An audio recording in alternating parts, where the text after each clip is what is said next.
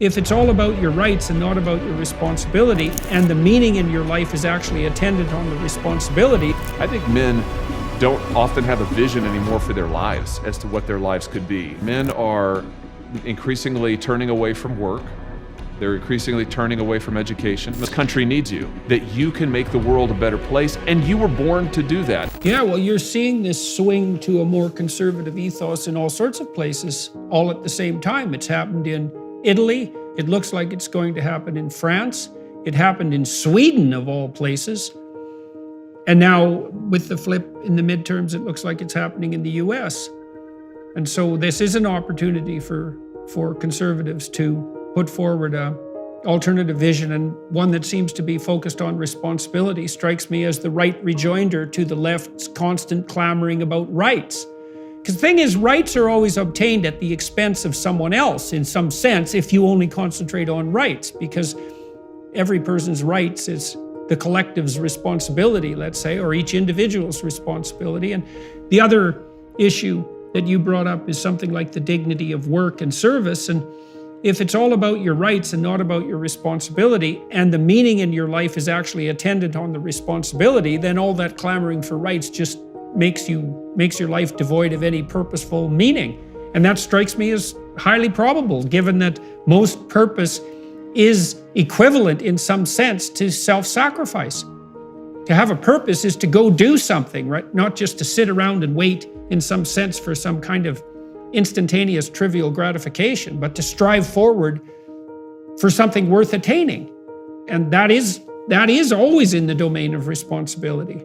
And I think that the left and the right, when it comes to the subject of rights, I think the left and the right have a fundamentally different view about rights. The right says that what the Declaration of Independence says is true, that our rights come to us by virtue of the fact that we're made in the image of God. Our rights come to us because they are given by God. And our rights, by the way, point us toward our responsibilities. We have rights that open up to us fields of action where we're supposed to serve. You know, we have the right to follow our conscience, for example. You know, what is that really? Well, that says that we're obligated to follow the truth, and that as we understand the truth, you know, what was it Lincoln said? I mean, I will follow the right as God gives me to see the right. You know, it is a right, but it is also a responsibility. That's the right's view, our view, conservatives' view of responsibility, of rights rather. The left's view is, well, actually, rights are entitlements that come to you from the state. And so, therefore, the state needs to expand its power for you to have more rights. And the problem with that, Jordan, is that the real message to individuals is you're weak and in need of help from the state. You know, you're fundamentally weak. The state needs to help you by giving you all of these things, by taking care of you, by giving you these rights. The conservative message needs to be, you're not weak.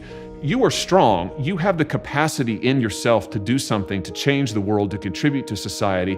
And let's get up and do it. Let's go do something together. Let's get up there and actually give ourselves to a cause greater than ourselves. And I think you look at that difference, it's a very fundamental one, and it results in a very different program for America. Do you want to strengthen people to go dive into their responsibilities, to shoulder more responsibility, to be able to do more on their own?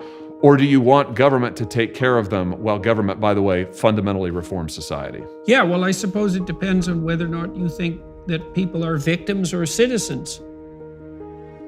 And if they're victims, then they have to have their oppression remediated, and it would require a central authority to manage that. And of course, that should be the alarm bell right there. It's, well, why in the world are you going to trust a centralizing authority when you have every reason not to? And alternatively, you could say, well, life is difficult. There's no doubt about that. And some people are dealt worse hands than others in some ways, but that doesn't mean that you can't put your best foot forward in service and find the meaning in your life in pushing back against that which enshackles you, let's say. And that strikes me as highly probable and psychologically appropriate, and also a very marketable message, especially to young men. Now, you're also writing a book at the moment on manhood. I look out at the problem at the plight of men in America. You know, it's just what you see, Jordan, in the numbers is you see that men are increasingly turning away from work.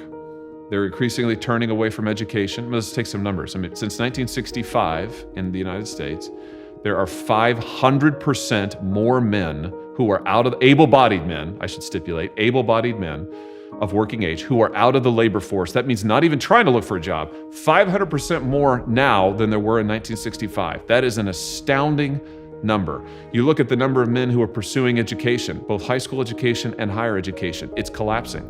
Right now in the United States, it is 60-40 female to male enrollment in colleges. That's great. That's great for women, but for men, well, it's great for women decrease. unless they're looking for a man, in which case it's not so great. A marriageable partner. That's right. I've heard recent statistics suggesting that when the ratio of women to men lower than 65-35, the women stop going to college too.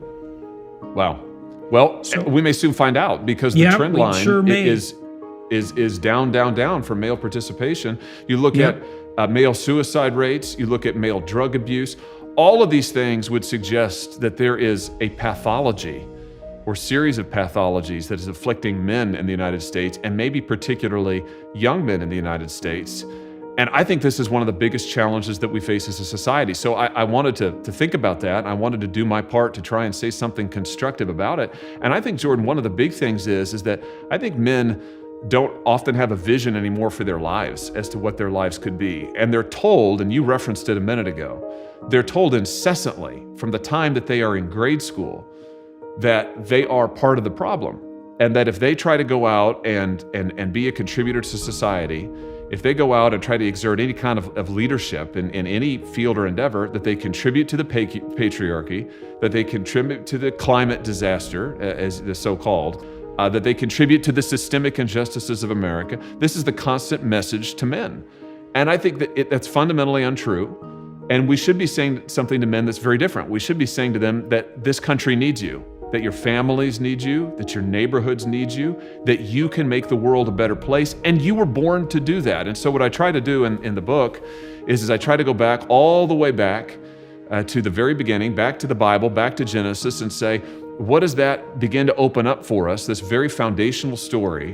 What does it open up for us about what a man is supposed to be? And if you look at the book of Genesis and what God calls Adam to do, he calls Adam to work with him to help finish the world, to help perfect the world and bring it into perfection. You know, and not to get too deep into the details here, but you know, if you look at Genesis 1 and 2, what the Garden of Eden really is in many ways is it is a temple. And it's a temple where God dwells, and Adam is there, and Eve too, cooperating, working with God. That's the symbolism of it. What is supposed to happen?